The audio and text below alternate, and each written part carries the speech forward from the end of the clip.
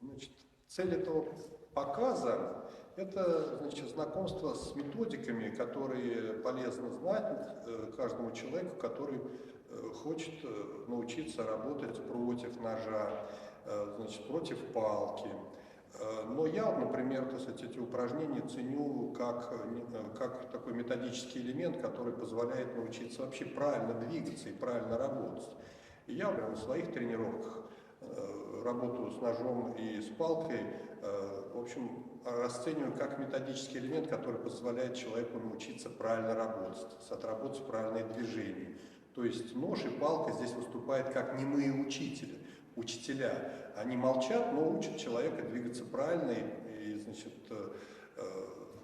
ну, правильно, так сказать, смотреть на вещи. И уже много есть кассет различных специалистов, где показана работа против ножа. И замечательные работы. Можно здесь упомянуть Кадочникова Алексея Алексеевича, можно упомянуть Михаила Васильевича Рябко, значит, можно упомянуть ученика Рябко, который в Канаде преподает, это Владимира Васильева. Есть еще такой специалист по бурятской технике, значит, Манхоев Юрий Николаевич. Так что вот можно посмотреть работу, которую, так сказать, демонстрируют эти люди, а я хочу сосредоточиться именно на методических моментах, которые позволяют научиться тем, так сказать, приемам и, значит, той работе, которую демонстрируют эти замечательные специалисты. Хочу то сразу подчеркнуть, что некоторые из этих упражнений являются чисто методическими, и это означает, что они непосредственно в реальной работе против ножа не применяются. Но невозможно эту работу против ножа построить, если эти упражнения не будут отработаны.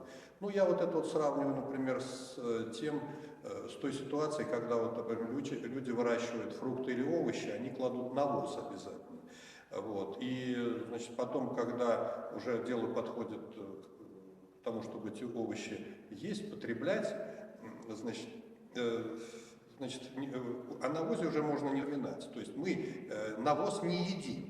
Мы едим, так сказать, овощи и фрукты, которые выращивают с помощью навоза. Но навоз для того, чтобы их вырастить, совершенно необходим. Поэтому вот эти методические упражнения, они являются совершенно необходимыми, но это не означает, что они должны быть использованы, значит, непосредственно при работе с ножом. Ну, тут общая вводная такая часть. Значит, еще могу, так сказать, добавить следующий важный такой момент. Значит, добавить хотелось бы еще следующее, что некоторые упражнения, значит, которые будут рекомендованы, в них нож отсутствует как таковой, но они вырабатывают необходимые навыки, значит, движения, так сказать, формируют тело соответствующим образом, чтобы потом уже вот эти навыки, так сказать, сформированное тело можно было применять в работе с ножом. Вот. Это тоже такой важный момент, хотя здесь ножик не виден, но тем не менее эти упражнения вот именно для этой специфической работы совершенно необходимы. Вот.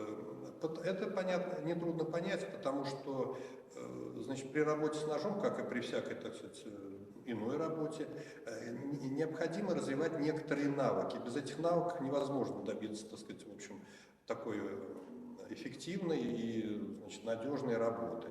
Поэтому хочу сразу обратить внимание, что в некоторых этих упражнениях нож отсутствует, но они вырабатывают необходимые навыки. Вот все, вводная часть закончена.